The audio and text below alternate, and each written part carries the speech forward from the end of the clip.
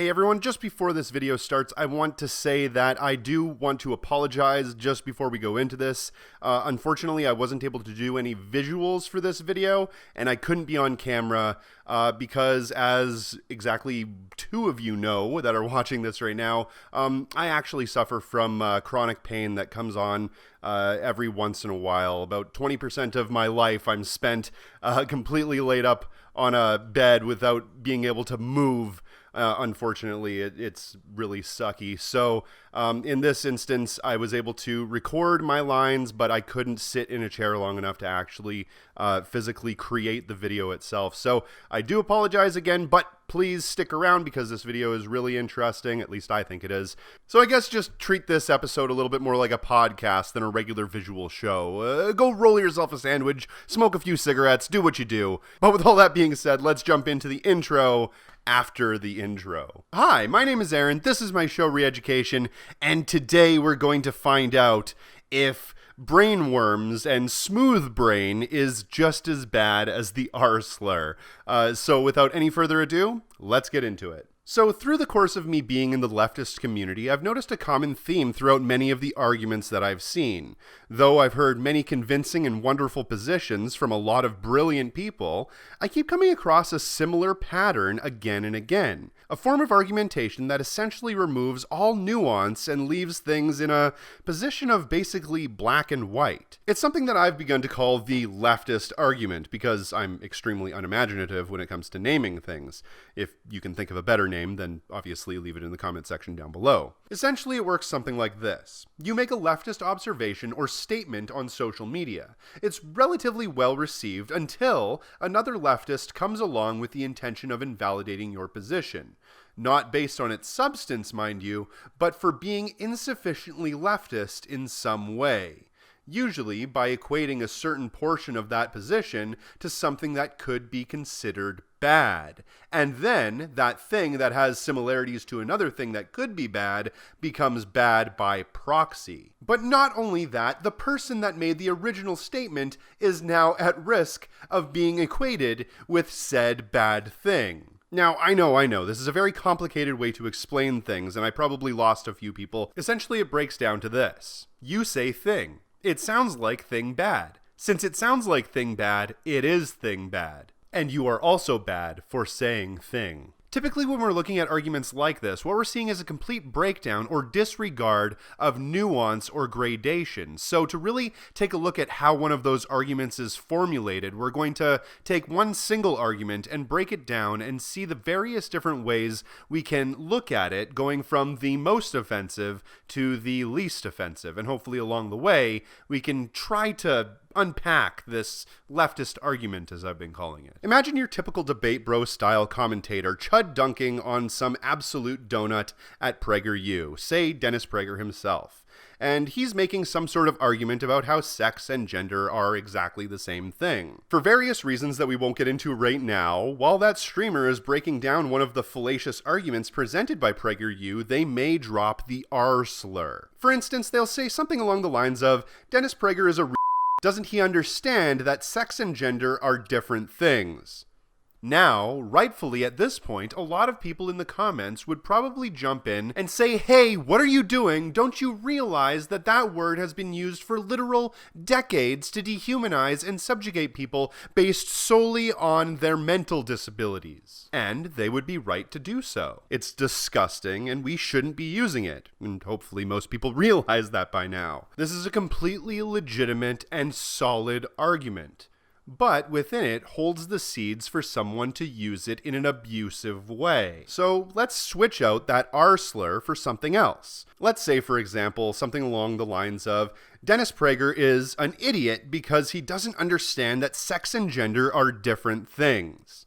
Now, that sounds a whole lot better, but it can still be viewed as somewhat offensive. Now, someone might say that the words idiot and stupid have been used to describe people with mental disabilities just like the R slur for, again, decades. Idiot was even referred to as a mental diagnosis, and being mentally disabled in those days could literally result in your sterilization.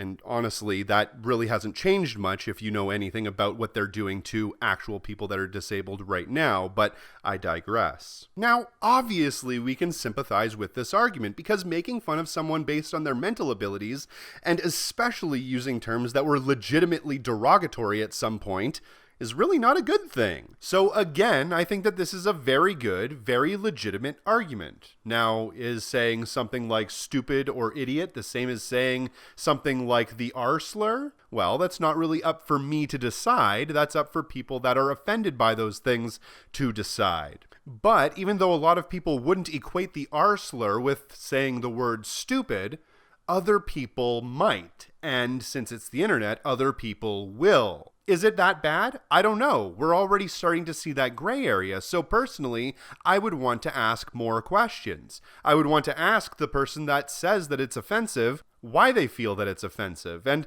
how I could go about doing something that isn't quite as offensive to them. And if I think that it's a legitimate enough concern, then maybe I would stop saying it entirely. The way I look at it, if it legitimately makes people with disabilities upset, then the last thing I want to do is marginalize them further. Like I said in one of my last videos, disabled individuals are some of the most marginalized people, especially when it comes to mental disabilities. So instead of using words like idiot or moron or stupid, words that literally have been used for years to denigrate people that have disabilities, let's try to think of something else. Maybe we can think of something that's funny and something that can actually amplify the willful lack of understanding and common sense brought up by that ghoul Dennis Prager. So let's try this. Why not? Dennis Prager has a smooth brain. Doesn't he understand that sex and gender are different things? Now, obviously, smooth brain is a bit dated, but when it first came out, it was pretty funny, as far as insults go. It doesn't seem like it refers to somebody being disabled, but more or less describes a phenomena that would be highly unlikely and sounds a bit silly. So we're basically in the clear, right? Well, now we're going to take that leftist argument one little notch further. Let's say someone vague tweets something along the lines of, I don't know who needs to hear this, but smooth brain is actually a very serious deformity that causes all sorts of developmental delays, and sometimes early death, and using it as an insult is probably as bad as saying the R word. Lessencephaly and ID are both neurodevelopmental disorders that lead to severe mental marginalization, such as the need for constant medical supervision, early death, a complete inability to participate in school or even the workforce. Like I said, it's probably just as bad as saying the R word. Okay, so now we've gone from saying the R slur is bad to saying that smooth brain is probably the same as the R slur. But that's quite a big jump now, isn't it? I mean, we went from talking about a real derogatory offensive slur that dehumanizes and denigrates people based on their mental ability to a relatively new, somewhat humorous internet meme. Even more peculiar is the perceived need, in this instance, to draw parallels between an extremely obscure, virtually unknown condition, such as the smooth brain condition, and the systemic subjugation and dehumanization of mentally handicapped people through the use of the R slur. Now, that isn't to say that saying smooth brain is great or acceptable. It might be derogatory to you and you might find it offensive. And that's not a great thing. We should really take a long, hard think about how we use insults and whether or not it's ever appropriate to insult someone based on their intelligence and not on the arguments they present. Once more, we could even have a discussion about how using insults and ad hominem attacks at all is basically counterproductive. But to say that smooth brain is in any way equal to the R slur, to me, is an unnecessary jump. It's taking something that is a real, honest-to-goodness slur, something that we can't even really say, and equating it to something that is a mildly offensive internet meme. But we're hanging it off of the idea that this could relate to some sort of mental disability, even though it is extremely rare and obscure. But let's give the benefit of the doubt here and say that that is a slur. Okay, well then let's try to come up with something that's completely inoffensive. So let's say something along the lines of, Dennis Prager has brain worms if he believes that sex and gender are somehow the same. Okay, so now we're talking about something that has absolutely nothing to do with mental disability. It's somewhat humorous because brainworms is kind of a silly, virtually inoffensive way of saying someone might be intentionally ignorant or misleading. And there's also this neat little double entendre meaning in that you could look at it as though someone's brain is literally filled with worms, probably an impossible or nearly impossible situation, or how propaganda and ideology has wormed its way into someone's brain. I like that. It's kind of fitting. But what about the fact that there is a type of insect that might live in the Amazon or something that could crawl into your ear and lay eggs, and out from those eggs would sprout literal worms that would feast on your brain? Cysticercosis is a real infection that occurs after a person swallows tapeworm eggs. The larvae can get into tissue such as muscle and brain. How could you be so insensitive to someone that is parasitically impaired? Don't you know that those who are infected could have blood pathogens, get malaria, or even have brain death? And using it as an insult is probably just as bad as saying the N-word. Now, that's slightly more obscure and far more uncommon than having a smooth brain, but it's still theoretically possible, and therefore could theoretically be offensive. But offensive to whom? And why? And how offensive is it really? Have we asked someone with literal brainworms if they find it offensive? I mean, I suppose it's possible, and I definitely don't want to disrespect anyone because they have a disease that they had nothing to do with, but do you see the position we're now putting ourselves into? The possibility of insulting someone or disrespecting someone is now overshadowed or equated to the actual offense and actual derogatory statements that really exist. This intrinsically takes away from and dulls the meaning and severity of the actual slurs and disrespectful language that are being used to dehumanize people right now. There's a reason why we can say gusano or cracker or mayo or stupid or even brainworms, but not say the N-word or the R-word or the F-slur. It's because words have meaning, and certain words carry more weight than others. Cracker or gusano are not nearly as offensive as retard or nigger. See, I won't even have those words in my video without bleeping them. That's how insensitive they are. And of course, other words over time may fall into that category as well. The R-slur hasn't always been considered by the general population to be wholly offensive to people with mental disabilities. A lot of people used to say, yeah, I call somebody a R-word, but I would never call somebody with a mental disability the R-word. That would be offensive. That's the kind of rationalizations people had when I was growing up. Or the word fag. South Park uses that word, or at least used to use it all the time to refer to bad person, and made an episode explicitly talking about how they didn't think the word fag actually was offensive because they were using it in a different way and context and blah blah blah. But over time, marginalized communities that were being attacked and dehumanized with those words were able to finally convince the rest of the population that they are in fact human and deserve to not be dehumanized and turned into an other because of something they had no control over. If someone finds certain words offensive, then it's incumbent upon us to take that person's feelings into consideration when we're speaking to them. And if we personally find those words offensive or derogatory, then we should refrain from using them ourselves. But to completely eliminate nuance and consider all words to be equally as bad or equally detrimental is not only damaging to language, but is incredibly dangerous to our cause in general. Now, springboarding off this idea, not only does this have to do with the argument itself, but like I said at the beginning, it can also be equated to an entire movement, group, or individual. For instance, somebody might be thinking in the back of their mind, hey, that person said brainworms, which I personally have equated to the R-slur.